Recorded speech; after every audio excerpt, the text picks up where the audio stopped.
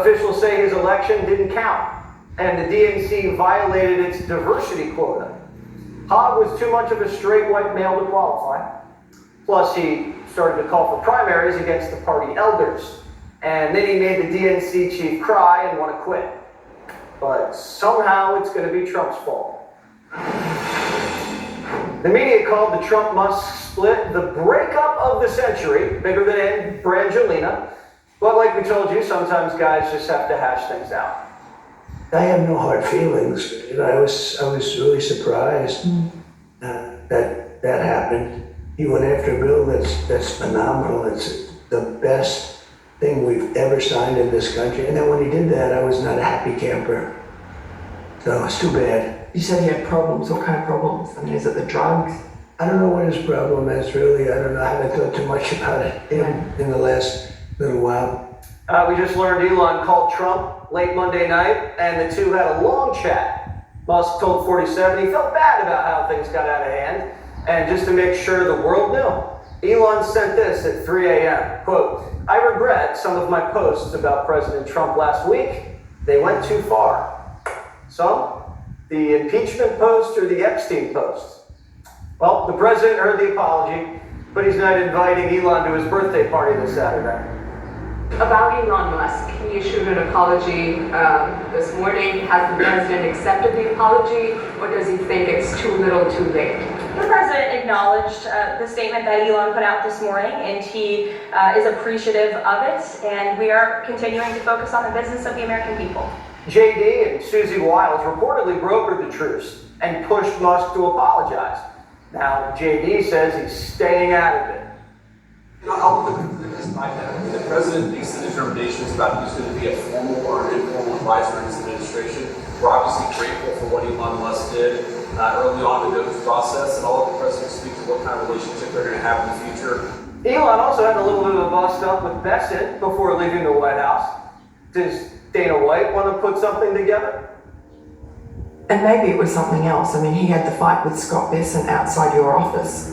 Yeah, well, not a fist fight, people, but I guess they had a little bit of a shouting match. But that's typical, I tell you, but that's sort of typical, Yeah. that happens. Trump stacked the White House with alphas. Of course, it's going to get a little chippy. We'd rather have that than Biden's White House. No fights, no firing, no results. Today we learned the China trade deal's moving along, and GM's investing billions in American car factories. And the experts were wrong. Again, the tariffs not causing inflation.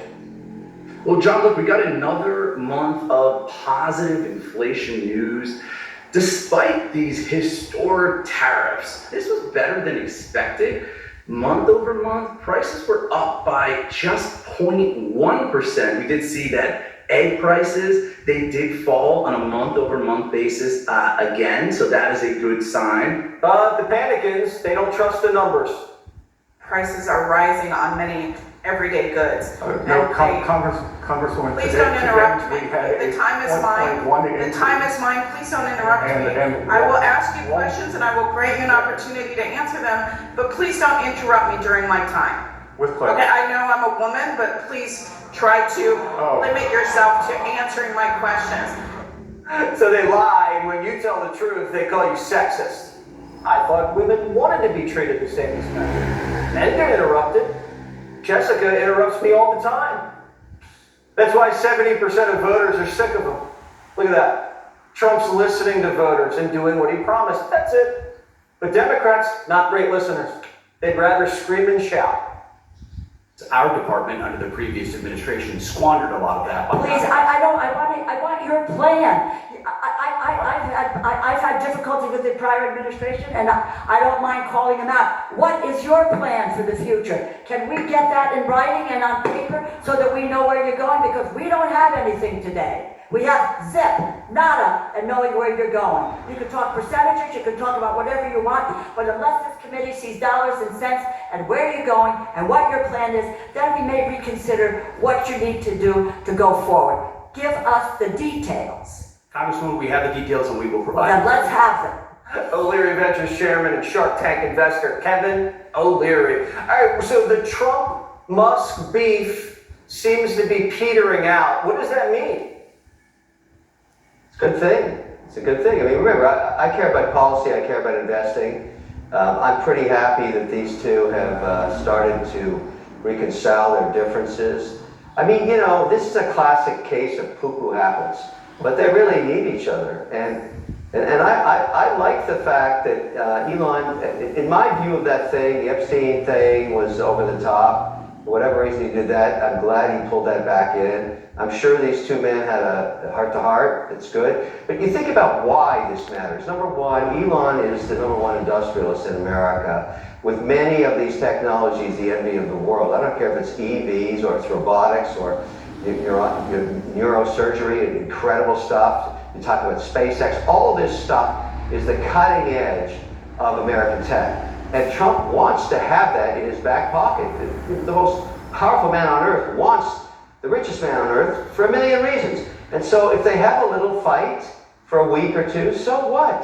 And you know, maybe the relationship's slightly different going forward, but it's going to be there again. And I think it's a good thing. And the market loved it, by the way. Investors loved it. They don't want this fight. Nobody wants this fight. And I think the way it's being handled, and you know, Susie getting in there and brokering a deal, brilliant. That's what her job is. She's good at it. She figured it out. She also understands why this is important. So men fight, and sometimes women fight with men. But there's rules for fighting with women. I think we just learned one just now. You're in the business sector. You understand sometimes the Congresswoman, you're not allowed to interrupt a female, apparently. How do you think Beth should handle that, and how do you think all men should handle that? Well, he was trying to make a point that the data from 4 hours prior to his testimony indicated that tariffs have not yet had an effect on inflation. And that's true. I'm a numbers guy. I read the numbers. I read the data. I mean, you can have rhetoric till the cows come home, but you make decisions on how you put capital to work and invest based on numbers.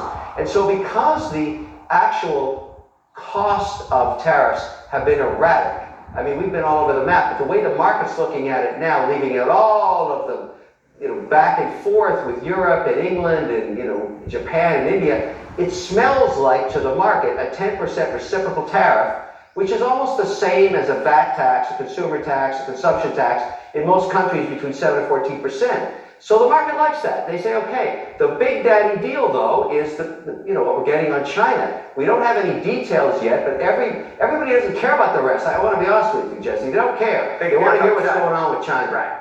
So they care about China. China is the big daddy deal, and we want the IP, we want the access to their markets, and we want to know about the TikTok thing next week. There's so much stuff with China. That's the big deal. We're going to go from